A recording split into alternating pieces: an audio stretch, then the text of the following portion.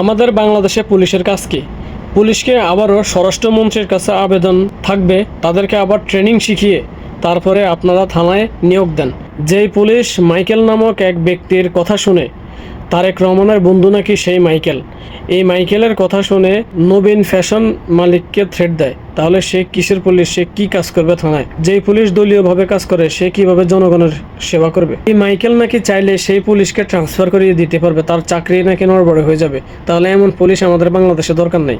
এই বাংলাদেশে আমরা সৎ পুলিশ চাই, কোনো দলীয় পুলিশ চাই না, যারা জনগণের জন্য কাজ করবে। চিন্তা করেন, নবীন ফ্যাশনের মালিক একটি পাঞ্জাবি 300 টাকা বিক্রি করলে তার 50 থেকে 60 টাকা লাভ হয়, কিন্তু ওই মার্কেটে নাকি একটি পায়জামা বিক্রি করতে হবে 1500 টাকা, একটি পাঞ্জাবি বিক্রি করতে হবে 3000 থেকে 4000 টাকা।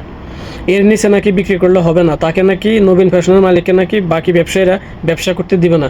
তাকে বলছে ওই মার্কেট থেকে আপনার দোকানটা গুছাই ফেলেন, আপনি দোকান ছেড়ে দেন এবং অন্যান্য যেখানে আরও আপনার ব্যবসা আছে সেখান থেকে আপনি প্রস্থান করেন, আপনার ব্যবসা করা লাগবে না। এইরকম থ্রেট দিয়ে ওই নবীন ফ্যাশনের মালিককে দোকান থেকে উঠাই দিছে।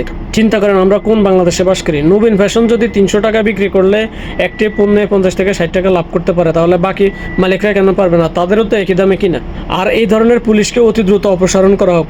আর এই যে মাইকেল নামক যে লোক তারেক রহমানের বন্ধু পরিচয়ে এই নবীন ফ্যাশনের মালিককে থ্রেট দিয়েছে, তাকে অতি দ্রুত গ্রেপ্তার করে আইনের আওতায় আনা হোক এবং এই নবীন ফ্যাশন যেন ওই মার্কেটে আবার ব্যবসা করতে পারে সেই ব্যবস্থা করা হোক। ধন্যবাদ।